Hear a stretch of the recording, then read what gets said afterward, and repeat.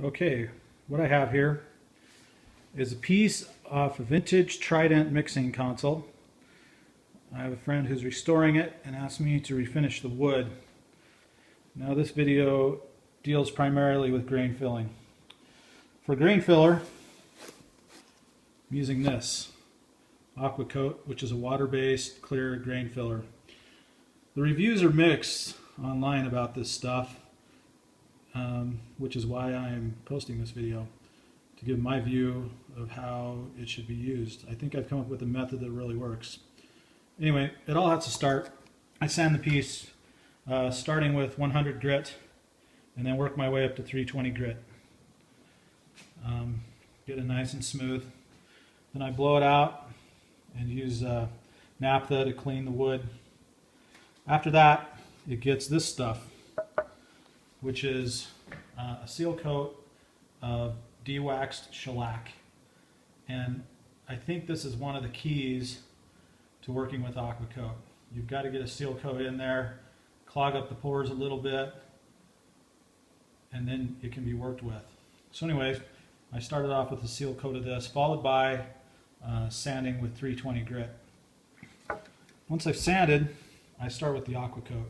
Now, I've already done this twice, and I'm about to start on a third time. It's almost perfect and tabletop flat. In this area, you cannot feel the pores. It's that flat. However, when you get in some of the bigger stuff, you can feel this. So I want to explain my method. So what I do is I get a little bit of Aqua Coat, and then I just put it on. Now a little bit of this goes a long way. The more times you fill, the farther it will go, which means it takes more to fill the pores the first time. Now this, well, it's not a credit card, it's my movie discount card, is what I use in lieu of a credit card, and I use this as a spreader. And it works far better than using a cotton cloth or razor blade or anything else. And it's a simple method, and this is all I do. It's almost like spackling something. I get a bit on the card and then I just start to work it. And what I'm doing here is I'm mashing it down into the pores. It's almost like frosting a cake. So I mash it down into the pores, and then I'll scrape the card across. As you can see, I've got a bunch of it on there. Then I just keep working down the piece of wood. I pick up a little more as I go along, and I just keep working it, and then I'll scrape. Now, I've tried all the other methods online that I could find, and this works the best for this piece of ash. Oh, I also raised the grain using water and then sanded lightly with 320 grit to knock that grain down. It gets all fuzzy.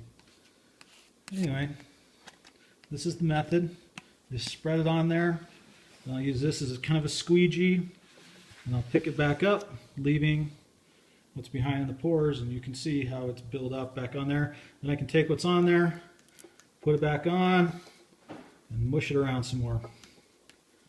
Now, like I said, this thing is almost tabletop flat, and after this coat, it probably will be.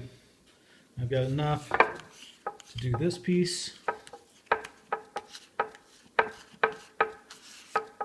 Scrape it, and honestly, that side is pretty much done anyway. I've done the sides, and this piece is almost ready for a wash coat and stain. Anyway, that's how I use Aqua Coat on ash. I hope it helps. I'll bet it works well on any open poured wood. I left a couple things out. When I do this, I usually will wait a few hours for the Aqua Coat to sink. In fact, many times I've let it stay overnight. And then I hand sand it with 320 grit and get it perfectly flat. Then I blow it off with my compressor, clean it with naphtha, let the naphtha off gas, and then I will hit it again. It's a pretty long process to get it perfectly flat, but this mixing board certainly deserves the effort.